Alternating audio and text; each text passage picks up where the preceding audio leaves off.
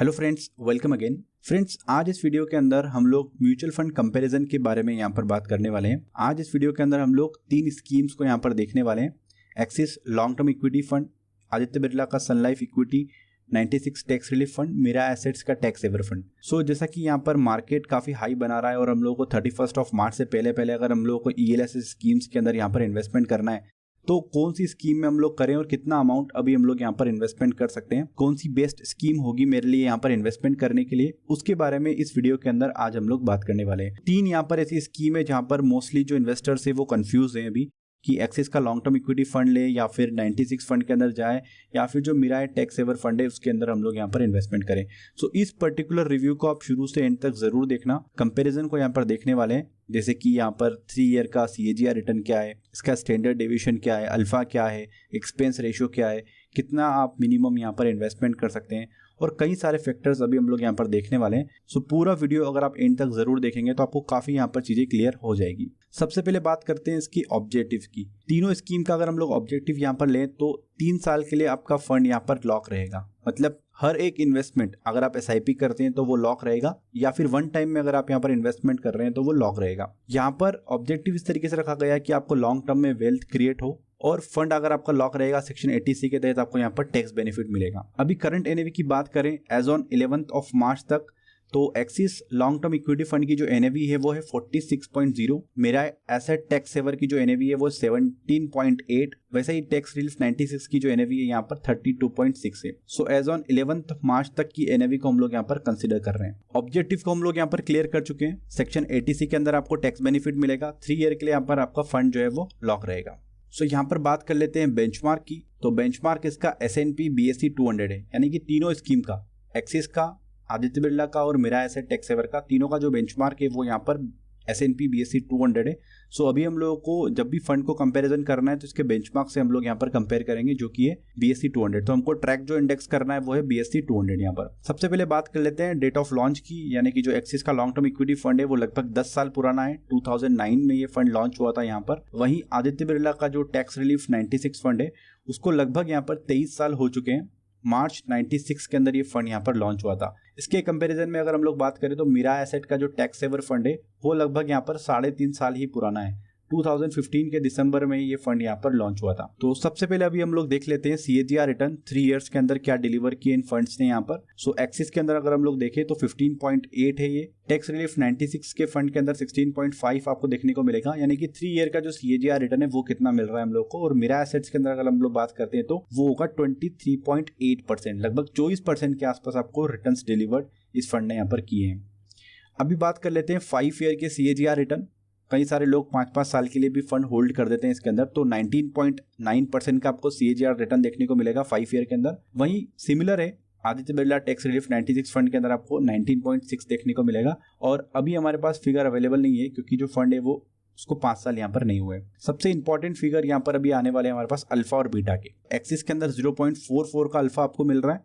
Alpha क्या होता है इसके बारे में मैंने एक डिटेल वीडियो यहाँ पर बनाया हुआ है, उसके अंदर मैंने एग्जाम्पल के थ्रू समझाने की कोशिश की है। आप उस वीडियो को जरूर देखें क्योंकि ये अगर आप अल्फा वाला वीडियो नहीं देखेंगे तो ये कॉन्सेप्ट हमेशा के लिए डाउट बना रहेगा हमारा कि अल्फा एग्जैक्टली में क्या हमारे फंड को इंपैक्ट करता है। सो इस वीडियो को आप जरूर से यहाँ पर देखिए, इसका लिंक आपको डिस्क्रिप्शन के अंदर मिल जाएगा। वहीं आदित्य बिरला का टैक्स रिलीफ 96 फंड है, उसका जो अल्फा हमको मिल रहा है वो 1.54 मिल रहा है। बट यहाँ पर मेरा एसेट टैक्स सेवर का जो अल्फा देखेंगे आप तो वो है 6.80। सो काफी पॉजिटिव अल्फा हमको देखने को मिला है मेरा एसेट टैक्स सेवर फंड के अंदर। बात कर लेते हैं सिस्टमेटिक रिस्क क्या है तीनों फंड्स के अंदर। अगर हम लोग एक नजर के अंदर देखें तो 0.96, 0.98 तो लगभग सिमिलर यहाँ पर रिस्क हमको देखने को मिलती है। बट अगर सेम लेवल ऑफ रिस्क अगर हम लोगों को लेना है सो ऐसे में हमारे पास फिर 6.80 जहाँ पर अल्फा हमको मिला है, पॉजिटिव अल्फा मिला है, तो वहां पर हम लोग जाना पसंद करेंगे। बट कहीं ना कहीं यहाँ पर अभी हम लोगों को और फैक्टर्स देखना जरूरी है। देख लेते हैं हम लोग स्टैंडर्ड डेविएशंस को। सो यहाँ पर 14.65, 14.56 और 14.90 काफी डिफरेंस नहीं है स्टैंडर्ड डेविएशन के अंदर, बट यहाँ पर 14.5% का स्टैंडर्ड डेविएशन आपको देखने को नजर आ रहा है। बट अगर हम लोग यहाँ पर देखें कि हम लोगों को बीटा और स्टैंडर्ड डेविएशन बिल्कुल सेम मिल रहे हैं तो फिर हम लोग फंड को कैसे चूज करें। सो कई सारे लोग फिर एक्सपेंस रेशियो की तरफ जाते हैं। ये अभी हम लोग बात कर रहे हैं डायरेक्ट म्यूचुअल फंड्स की, तो यहाँ पर 0.95 का एक्सपेंस रेशियो देखने को मिलेगा। वहीं ABSL के अंदर आपको 1.06 का एक्सपेंस रेशियो देखने को मिलेगा। बट सबसे अच्छी बात है यहाँ पर मिरा एसेट टैक्स सेवर के साथ में आपको 0.32% का एक्सपेंस रेशियो देखने को मिल रहा है। सो दो पॉजिटिव चीज हमको यहाँ पर देखने को मिली, इनफैक्ट तीन यहाँ पर। एक तो 3 ईयर का जो CAGR रिटर्न है वो 23.8% है, वहीं जो इसका अल्फा है सेम लेवल ऑफ रिस्क पे 6.80 है, और एक्सपेंस रेशियो भी इसका कम है। सो यहाँ पर डेफिनेटली यहाँ पर हम लोग को जो मिरा एसेट का टैक्स सेवर फंड है उसकी तरफ हमारा मूड बनता है कि हम लोग वहाँ पर इन्वेस्टमेंट करें।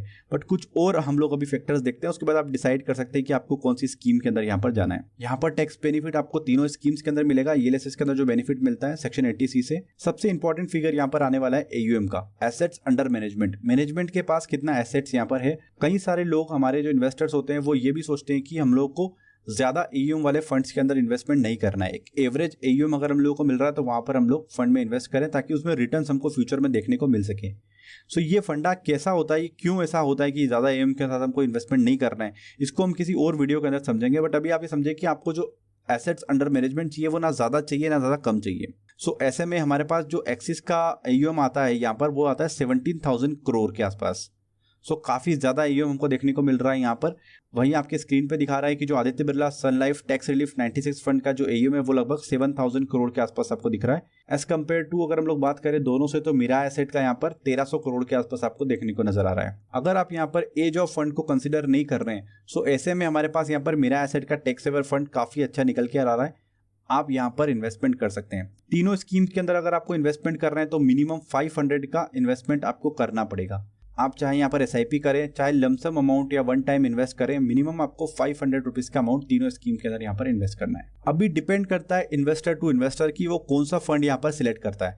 बट अगर मैं यहाँ पर चॉइस करूंगा मेरे फंड्स के लिए तो मैं यहाँ पर ABSL टैक्स रिलीफ 96 फंड के साथ जाऊंगा। हो सकता है कि आप में से कई सारे लोग मिरा एसेट टैक्स सेवर के साथ जाएं, बट एक्सिस को मैं यहाँ पर अवॉइड कर सकता हूँ। मैं या तो ABSL के साथ जाऊंगा या फिर मिरा एसेट के साथ जाऊंगा, या फिर कोई पोर्टफोलियो बना रहा है 1,50,000 का यहाँ पर तो वो 75 भी कर सकता है। It's up to you. So आप अपने अकॉर्डिंग यहाँ पर अपने पोर्टफोलियो को बना सकते हैं। अभी तीनों स्कीम को कंपैरिजन करने में हमको ये निकल के आ रहा है कि तीनों का जो बेंचमार्क है वो BSE 200 है। तो अभी हम लोग को जो इंडेक्स ट्रैक करना है वो निफ्टी 50 नहीं करना है, अभी हम लोग को जो इंडेक्स ट्रैक करना है वो BSE 200 को करना है। सो ऐसा क्या रहा कि मिरा एसेट के अंदर आपको ज्यादा रिटर्न्स यहाँ पर देखने को मिले। तो पोर्टफोलियो को हम लोग एक बार यहाँ पर देख लेते हैं कि कहाँ कहाँ पर कौन कौन सी कंपनीज के अंदर यहाँ पर इन्वेस्टमेंट किया गया था। सो ABSL की बात करें तो यहाँ पर हमको 7.5% का हनीवेल के अंदर यहाँ पर इन्वेस्टमेंट है। फिर रिलायंस के अंदर है 7.2% का, 6.8% का इन्वेस्टमेंट जिलेट इंडिया के अंदर है। सो यहाँ पर इन तीन कंपनीज के अंदर सबसे ज्यादा एक्सपोजर है।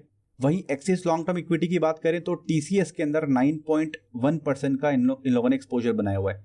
उसके बाद 8.1% का SDFC के अंदर है, और 7.4% का एक्सपोजर हमको देखने को मिल रहा है पिडिलाइट इंडस्ट्रीज के अंदर। फिर बजाज फाइनेंस है, कोटक है। सो ऐसी सारी कंपनीज आपको दिख जाएगी जहां पर आपने सभी के नाम सुने होंगे। इन्फो एज है यहाँ पर, Naukri.com जो वेबसाइट आपने देखते हैं यहाँ पर, टोरेंट पावर है, मारुति सुजुकी है, SDFC फाइनेंस वाली कंपनी है, कोटक महिंद्रा है। बट आप यहाँ पर ABSL 96 का पोर्टफोलियो देखेंगे तो आपको सारी कंपनीज यहाँ पर नहीं दिखेगी। शॉपर स्टॉप है, थॉमस कुक है, SDFC है, सुंदरम है। सो आप यहाँ पर देख सकते हैं कि जो नॉर्मली हम लोग कंपनीज नहीं देखने को मिलती है ट्रेडिंग पॉइंट ऑफ व्यू से। सो काफी अच्छा पोर्टफोलियो मुझे लगता है ABSL का यहाँ पर। वही बात करते हैं मिरा एसेट के अंदर कहाँ पर इन्वेस्टमेंट है, तो SDFC के अंदर 8.2% का, एक्सिस बैंक के अंदर 5.5% का, तो बैंकिंग के अंदर काफी ज्यादा अच्छा पोर्शन कवर किया हुआ है। रिलायंस को यहाँ पर 5.3% का एक्सपोजर दिया है। रिलायंस को यहाँ पर 7.2 का दिया था ABSL ने। ICICI बैंक है तो यहाँ पर आप देख के चलिए कि बैंकिंग सेक्टर के अंदर 5% यहाँ पर, 8.2% यहाँ पर और 5.5% यहाँ पर। सो लगभग काफी ज्यादा एक्सपोजर लग रहा है मुझे बैंकिंग के अंदर यहाँ पर। फिर स्टेट बैंक ऑफ इंडिया हमको यहाँ पर मिल जाता है। सो देखा जाए तो 5 और 5 10 और लगभग 20-22% के आसपास बैंक है यहाँ पर। सो अगर आपको ये भी फैक्टर देखना जरूरी है कि पोर्टफोलियो में है क्या। उसके बाद हमको मिलता है यहाँ पर TCS और इन्फोसिस। सो हमको यहाँ पर 6-7% के आसपास IT स्टॉक्स मिल रहे हैं। बट हो सकता है कि मिरा एसेट ने यहाँ पर आपको अल्फा 6.8 का डिलीवर किया है, आगे चलकर मे बी ये फंड आपको रिटर्न ना दे पाए। बट यहाँ पर जो मुझे बैलेंस पोर्टफोलियो लगता है, मैं अगर जाना चाहूंगा तो वो ABSL 96 फंड के साथ ही यहाँ पर जाऊंगा। सो फ्रेंड्स, ये मेरा ओवरऑल रिव्यू था पर्टिकुलरली तीनों फंड्स के बारे में। 31 मार्च इसकी लास्ट डेट है जहां पर आप ELSS स्कीम्स के अंदर यहाँ पर इन्वेस्टमेंट कर सकते हैं। 80 का आप यहाँ पर बेनिफिट ले सकते हैं। सबसे कम लॉक इन पीरियड जहां पर आपको मिलेगा 80 के लिए वो ELSS स्कीम्स होगी इक्विटी म्यूचुअल फंड्स के साथ में। सो फ्रेंड्स, कैसा लगा ये रिव्यू यहाँ पर आपको, आप जरूर से मुझे कमेंट करके बताएं। वीडियो अगर आपको जरा सा ही पसंद आता है तो इसको जरूर से लाइक करें, अपने दोस्तों के साथ इसको जरूर से शेयर करें। फ्रेंड्स, मिलते हैं अगले वीडियो के अंदर कुछ नई स्कीम्स के साथ में, कुछ नए फीचर्स के साथ में। जब तक के लिए गुड बाय।